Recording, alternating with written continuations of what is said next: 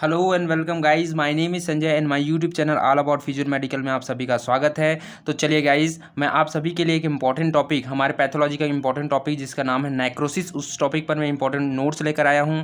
और गाइस ये जो पैथोलॉजी है वो मेरे ख्याल से नर्सिंग और बीपीटी हो, चाहे बीएमएस हो, चाहे एमबीबीएस हो, उन सभी के लिए सफिशिएंट होगा, क्योंकि हम लोग जो भी बुक फॉलो करते हैं वो हर्षमोहन है। उसी हर्षमोहन को एमबीबीएस वाले लोग भी फॉलो करते हैं, उसी को हम लोग भी फॉलो करते हैं। तो मेरे ख्याल से वो सफिशिएंट होगा उन लोग के लिए भी और हम लोग के लिए भी। ठीक है, तो चलिए स्टार्ट करते हैं। आज का हमारा टॉपिक है नेक्रोसिस। ठीक, नेक्रोसिस क्या होता है गाइस? देखिए, नेक्रोसिस को समझने से पहले हम उसका थोड़ा सा फिजियोलॉजी समझ लेते हैं कि नेक्रोसिस होता है क्यों है। ठीक है ना। तो नॉर्मल सेल होता है, पहले नॉर्मल सेल होता है, और कुछ अगर नॉर्मल सेल चेंज होता है सम इटियोलॉजिकल फैक्टर के कारण, कुछ भी फैक्टर हो सकता है, चाहे इन्वायरमेंटल फैक्टर, कुछ भी फैक्टर है। ठीक है, उस फैक्टर के कारण क्या होगा, सेल में चेंजेस आएंगे। सेल में चेंजेस आएगा तो सेल अपने आप को एडाप्टेबिलिटी की कैपेबिलिटी होती है, सेल अपने आप को एडाप्ट करने की क्षमता रखता है। ठीक है ना। यदि वो एडाप्ट नहीं कर पाता, ठीक, तो तब प्रॉब्लम होती है ना। तो जब सेल अपने आप को एडाप्ट करने की कोशिश करता है, ठीक है, तो सबसे पहले क्या होता है, नॉर्मल सेल होती है, उसमें कुछ इटियोलॉजिकल फैक्टर आती है, इन्वायरमेंट फैक्टर, चाहे थर्मल फैक्टर, कुछ भी फैक्टर, जेनेटिक फैक्टर, कुछ भी हो, सेल अपने आप को एडाप्ट करने की कोशिश करता है। ठीक है ना। एडाप्ट करने की कोशिश करता है तो रिवर्सिबल सेल इंजुरी होती है। ठीक, रिवर्सिबल सेल इंजुरी होती है, वो रिवर्सिबल होता है, वो सेल इंजुरी होती है ना, वो रिवर्सिबल होता है। ठीक है ना। अगर ये रिवर्सिबल सेल इंजुरी के बाद भी अगर वो सेल ठीक नहीं हो रहा है, ठीक है ना, रिवर्सिबल सेल इंजुरी नहीं है, तो वो इरिवर्सिबल सेल इंजुरी में जाता है। ठीक है ना। और इरिवर्सिबल सेल इंजुरी आगे जाकर दो टाइप से सेल को डिस्ट्रक्ट करती है, सेल को डिस्ट्रॉय करती है। फर्स्ट होता है नेक्रोसिस के थ्रू एंड सेकंड होता है एपोप्टोसिस के थ्रू। ठीक है ना। तो नेक्रोसिस क्या होता है गाइस? नेक्रोसिस क्या होता है? ये इटियोलॉजिकल फैक्टर के कारण सेल का डेथ होना ही क्या कहलाता है? नेक्रोसिस। ठीक है ना, नेक्रोसिस कहलाता है। एपोप्टोसिस क्या होता है? ये इटियोलॉजिकल फैक्टर के कारण सेल अपने आप को प्रोग्राम सेल डेथ करता है। ठीक ना, खुद से सेल को मार देता है ताकि वो दूसरे सेल को बर्बाद ना करे, दूसरे सेल को इफेक्ट ना कर पाए। ठीक है ना। तो एक क्या जो एपोप्टोसिस जो होती है वो क्या होता है गाइस? एक प्रोग्राम्ड सेल डेथ होती है। जबकि नेक्रोसिस क्या होता है? ये डेथ ऑफ सेल होती है थ्रू दी किसी कारण, हाइड्रोलाइटिक एंजाइम के कारण हो सकता है, चाहे कुछ भी कारण। ठीक है ना। ये चाहे हाइपोक्सिया के कारण हो सकता है। ठीक है ना। तो नेक्रोसिस क्यों होता है? नेक्रोसिस होता है, नेक्रोसिस एक डेथ ऑफ सेल है, चाहे वो हाइड्रोलाइटिक एंजाइम के कारण हो, चाहे वो हाइपोक्सिया के कारण हो। ठीक है ना। लेकिन एपोप्टोसिस क्या होता है? एपोप्टोसिस प्रोग्राम सेल डेथ है, उसको प्रोग्राम करके खुद अपने सेल शरीर ही खुद उस सेल को मार देती है ताकि दूसरे सेल को वो इफेक्ट ना कर सके। ठीक है गाइस, चलिए आगे बढ़ते हैं। अब आते हैं अपने अगले टॉपिक के अंदर, जिसे हम कहते हैं डेफिनेशन। ठीक, डेफिनेशन क्या होता है नेक्रोसिस को देख लेते हैं कि necrosis is defined as a localized area of death of tissue followed by the degradation of tissue by the hydrolytic enzyme and liberate from the dead cell। देखो गाइस, क्या होता है, एक लोकलाइज एरिया में सेल का death होना, जिसके कारण टिश्यू के नंबर में क्या होता है? डिग्रेडेशन आती है, कमी आती है। By the tissue bye hydrolytic enzyme, ये जो सेल की मात्रा में जो कमी आ रही है, ठीक है ना, उसके क्वांटिटी में कमी आ रही है, वो किसके कारण होता है? बाय दी हाइड्रोलाइटिक एंजाइम के कारण होती है। और हाइड्रोलाइटिक एंजाइम कहाँ से रिलीज होता है? From the dead cell. ठीक ना, जो डेड सेल मर गया होता है वो सेल किसको रिलीज करता है? हाइड्रोलाइटिक एंजाइम को रिलीज करता है, जिसके कारण क्या होती है? उस एरिया में, पर्टिकुलर एरिया में, लोकलाइज एरिया में टिश्यू की सेल्स की कमी हो जाती है। ठीक है ना। यही क्या कहलाता है गाइस? नेक्रोसिस कहलाता है। समझ में आया ना? नेक्रोसिस क्या है? Necrosis is defined as the localized area of the death of tissue. ठीक है ना, लोकलाइज एरिया में टिश्यू का डेथ होना, followed by the degradation of the tissue, जो सेल की कमी का कारण है। ठीक है, बाय द हाइड्रोलाइटिक एंजाइम्स। ठीक है, ये किसके कारण कमी हो रही है? सेल और टिश्यू को किसके कारण कमी हो रही है? हाइड्रोलाइटिक एंजाइम के कारण। और हाइड्रोलाइटिक एंजाइम कहाँ से लिबरेट हो रहा है, कहाँ से सीक्रेट हो रहा है?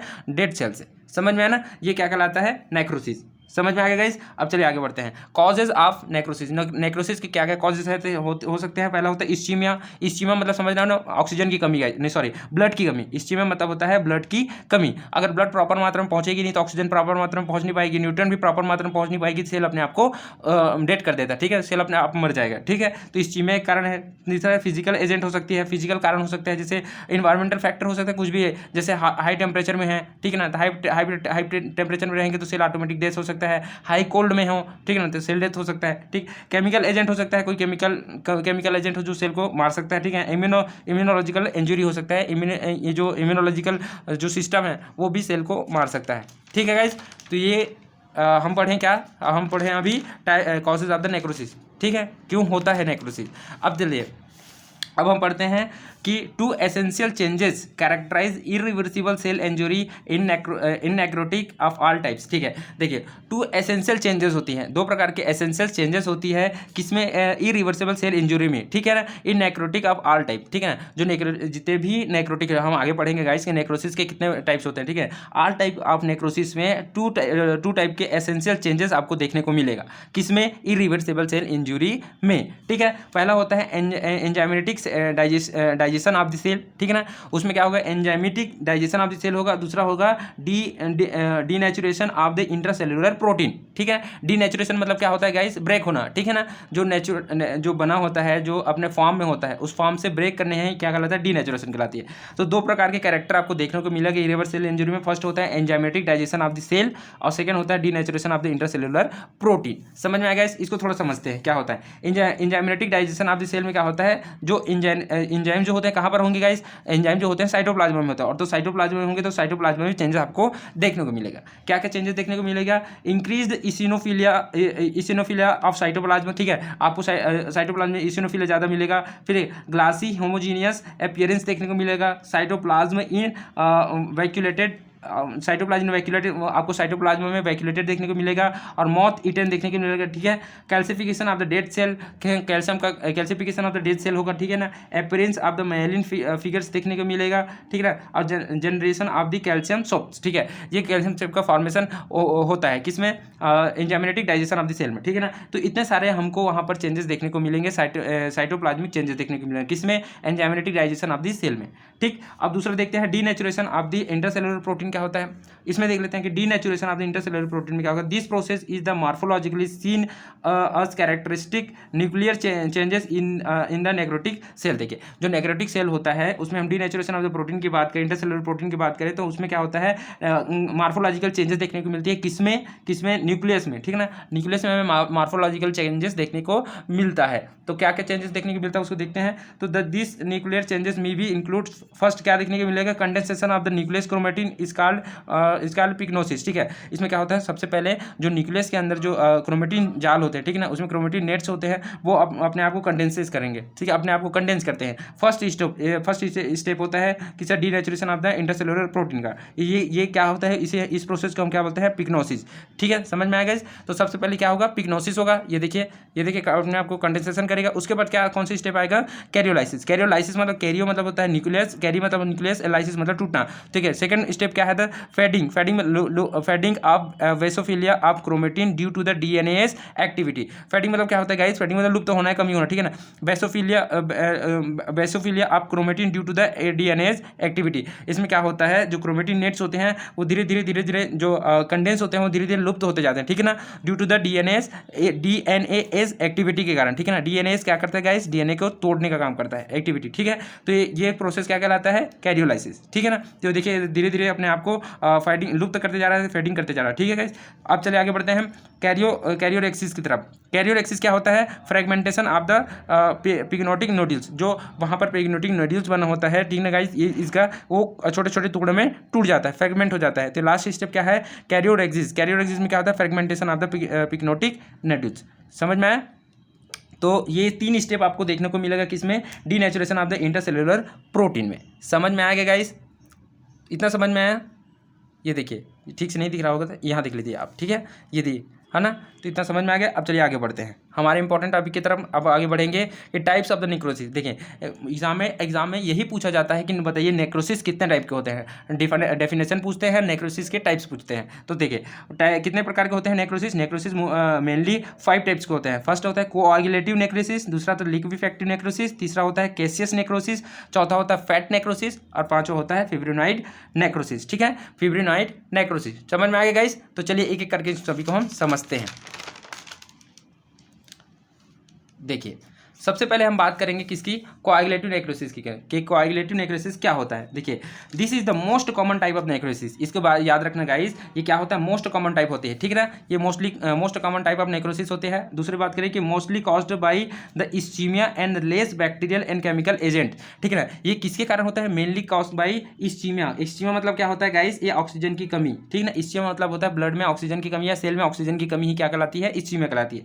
समझ, mostly caused by the ischaemia and less bacterial and chemical agent, ये बहुत कम होता है किससे, बैक्टीरियल एंड फंगल या फिर केमिकल एजेंट से बहुत कम होता है। ठीक, ये सबसे ज़्यादा किसके कारण होता है, इस्टीमा के कारण होता है। ये इंपॉर्टेंट टॉपिक है गाइस, अब जब एग्जाम में आएगा तो ये लिखना जरूरी है, समझ में आना। Organ mostly affected the soft organ में कौन सा ऑर्गन इफेक्ट करता है, किडनी को, हार्ट को, स्प्लीन को। ये सॉफ्ट ऑर्गन को इफेक्ट करता है गाइस, मेनली हार्ट हो गया, किडनी हो गया, स्प्लीन हो गया, लेकिन ये सॉफ्ट ऑर्गन है ब्रेन को नहीं करता, ब्रेन को इफेक्ट नहीं करता। इंपॉर्टेंट है, इसको पूछा जाता है कि बताइए कि कोआगुलेटिव नेक्रोसिस में ऐसा कौन सा पार्ट है सॉफ्ट ऑर्गन का जिसको कोआगुलेटिव नेक्रोसिस इफेक्ट नहीं करता है, तो ब्रेन को इफेक्ट नहीं करता, बाकी सभी सॉफ्ट ऑर्गन को इफेक्ट करता है। समझ में आएगा गाइस। अब इसको ग्रॉसली हम देखें, ग्रॉसली इसको देखते हैं तो क्या क्या इसमें दिखाई देता है, तो देखेंगे ईयरली स्टेज में क्या दिखेगा, पेल दिखाई देगा, ठीक है ना, फर्म दिखाई देगा। समझ में आएगा, पेल फर्म स्लाइटली सॉलिड हमें स्ट्रक्चर दिखाई देता है। उसके बाद लेट फेज में क्या दिखाई देगा, मोर येलोइश हो जाएगा, सॉफ्टनर एंड श्रंकेट हो जाएगा, ठीक है ना, मोर येलोइश हो जाएगा, अत्यधिक येलोइश हो जाएगा, ठीक है, सॉफ्ट हो जाएगा एंड श्रंकेट हो जाएगा।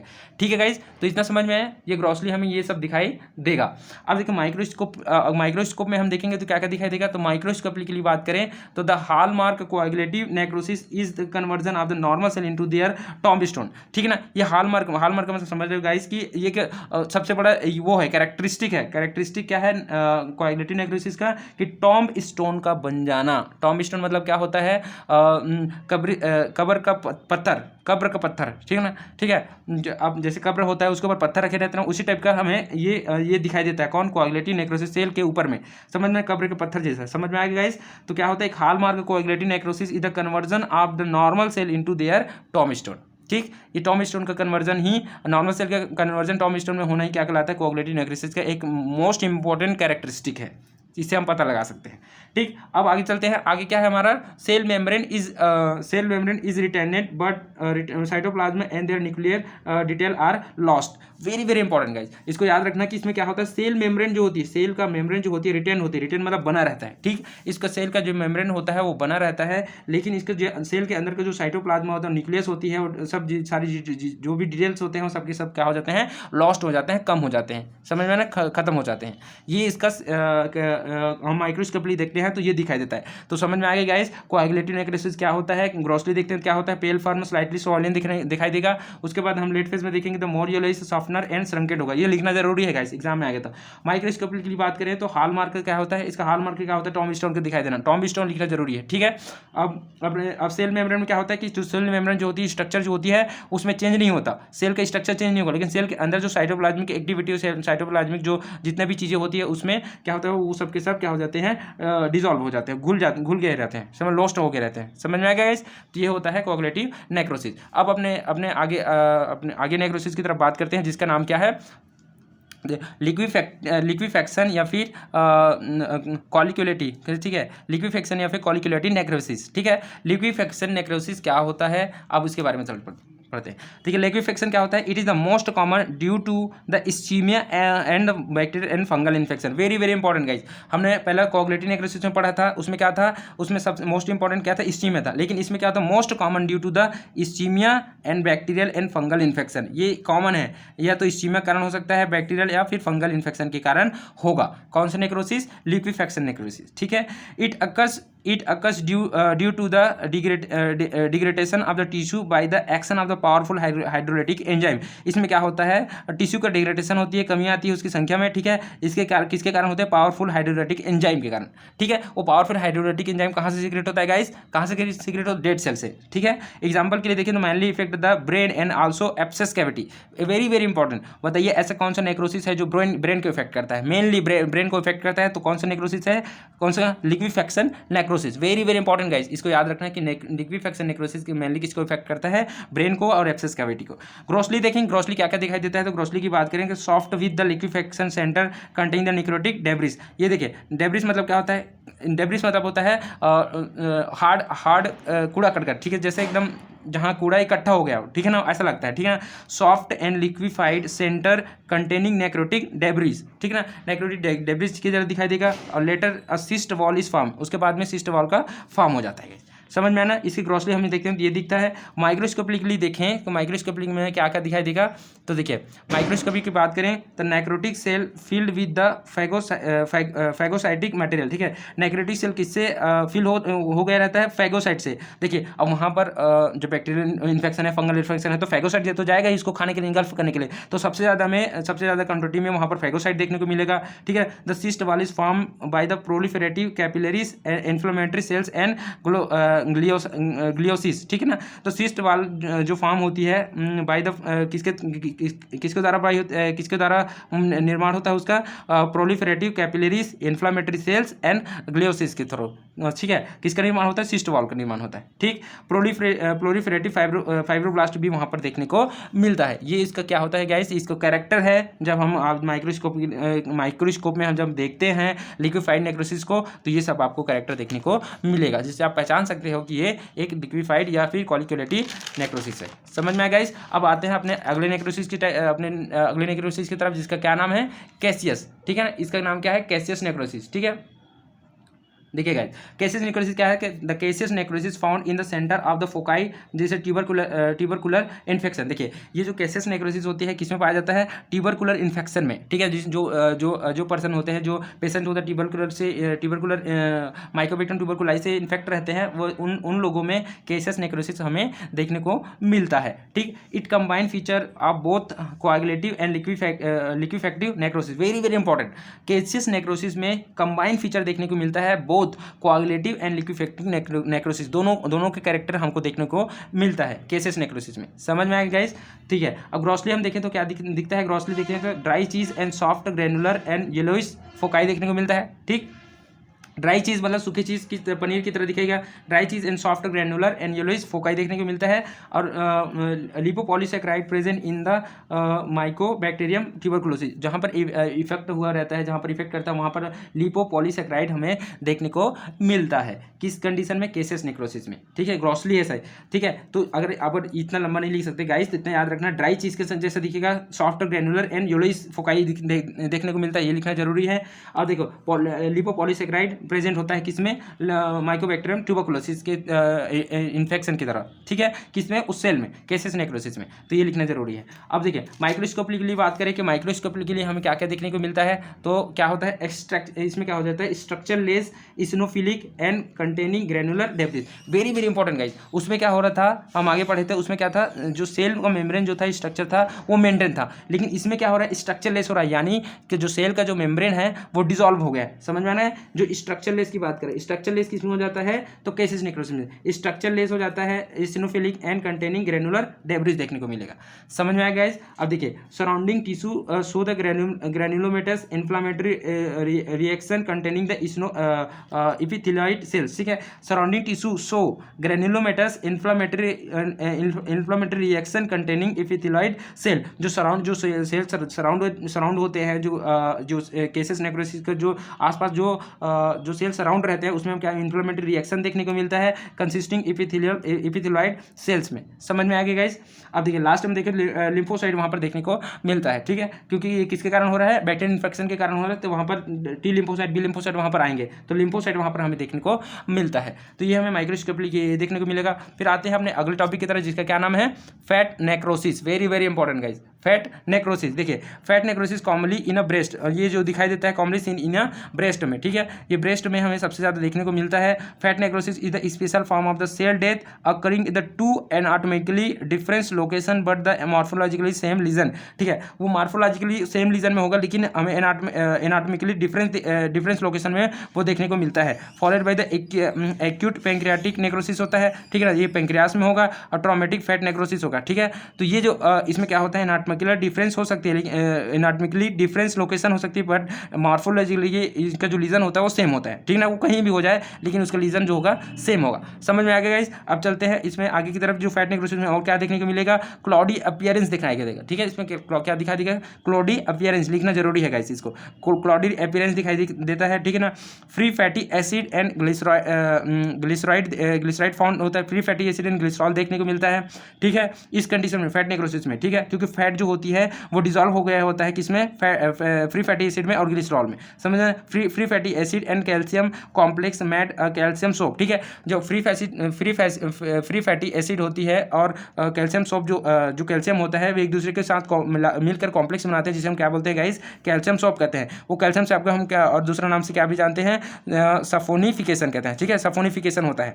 समझ में आ गया गाइस। अब देखें ग्रोसली क्या देखने को मिलता है इसमें, तो ग्रोसली क्या देखें तो ग्रोसली ये येलोइश होगा, वाइट होगा, फर्म डिपोजिट होगा। येलोइश वाइट फर्म डिपोजिट होता है। दूसरा होता है चाकी वाइट अपीयरेंस दिखाई देगा, किसके कारण, कैल्शियम के कारण, ठीक है, सफोनिफिकेशन के कारण चाल्की वाइट अपीयरेंस दिखाई देता है। वेरी वेरी इंपॉर्टेंट, इसको लिखना जरूरी है ग्रोसली। माइक्रोस्कोपी के लिए बात करें तो क्लॉडी अपीयरेंस होता है, ठीक है ना। उसके बाद कैल्शियम सॉल्ट देखने को मिलता है, जिसे हम सफोनिफिकेशन कहते हैं, ठीक है। अब amorphous granular and basophilic material are seen, ठीक है ना। Amorphous granular and basophilic material हमको दिखाई देगा कहाँ पर, किसमें गाइस, वेरी वेरी इंपॉर्टेंट, याद रखना, फैट नेक्रोसिस में। समझ में आया। अब आते हैं फिब्रिनॉइड नेक्रोसिस की बात करते हैं। फिब्रिनॉइड नेक्रोसिस, ठीक, ये हमारा लास्ट है गाइस, इसके बाद हमारा वीडियो खत्म हो जाएगा। फिब्रिनॉइड नेक्रोसिस क्या होता है, deposition of the fibrin like materials which has a staining property of fibrin, ठीक है ना। जो इसमें क्या होता है, फिब्रिन लाइक जो मटेरियल्स होती है वो डिपोजिट हो जाती है, ठीक है। उसको जो प्रॉपर्टीज होती है सेम टू सेम किसके कारण, किसके जैसा होता है, फिब्रिन प्रोटीन के जैसा होता है, इसलिए हम उसका नाम क्या रख दिए हैं, फिब्रिनॉइड नेक्रोसिस, ठीक है। इसमें क्या और देखने को मिलता है, इम्यूनोलॉजिकल टिश्यू इंजरी देखने को मिलेगा, ठीक है। और इसमें क्या देखने को मिलेगा, arterioles and hypertension, peptic ulcer, ये सब देखने को मिलेगा। Arterioles is hypertension and peptic ulcer देखने को मिलेगा इस कंडीशन में, फिब्रिनॉइड नेक्रोसिस में, ठीक है ना। और माइक्रोस्कोपी के लिए बात करें तो माइक्रोस्कोपी में क्या देखने को मिलेगा, necrosis is identified by the brightly eosinophilic, ठीक है, और hyaline like deposition in the vessels wall, ठीक है ना। Hyaline like deposition of the vessels wall देखने को मिलेगा और उसमें न्यूट्रोफिल्स देखने को मिलेगा। तो वेरी वेरी इंपॉर्टेंट गाइस, ये हमारा अब ये जो हमारा नेक्रोसिस का टॉपिक खत्म हो गया है। मेरे ख्याल से इतना सफिशिएंट है गाइस, क्योंकि नेक्रोसिस में जो क्वेश्चन पूछा जाता है 5 नंबर में या फिर 10 नंबर में, इसमें यही पूछते हैं कि डिफाइन द नेक्रोसिस और type of the necrosis with the example, ठीक है ना, किसमें होता है, ठीक है। तो समझ में आया ना। तो ये सब याद कर लेना गाइस, किसमें कौन से में सॉफ्ट ऑर्गन में, किडनी ऑर्गन, लीवर में कौन सा नेक्रोसिस होता है, ब्रेन में कौन सा नेक्रोसिस होता है, ठीक है ना। उसके बाद ब्रेस्ट में कौन सा नेक्रोसिस होता है, वेरी वेरी इंपॉर्टेंट। और उसके मॉर्फोलॉजिकली और माइक्रोस्कोपिकली जो लीजन दिखाई देते हैं उसमें क्या क्या होते हैं, इसको याद रखना जरूरी है गाइज। तो ये भी हम वीडियो यहीं कर खत्म करेंगे गाइज। मेरे यूट्यूब चैनल है all about physio medical, please subscribe my channel and bell icon के बटन को जरूर दबाइए, ताकि मैं आप सभी के लिए ऐसे नोट्स आप सभी को प्रोवाइड करता रहूं। समझ में आएगा गाइज।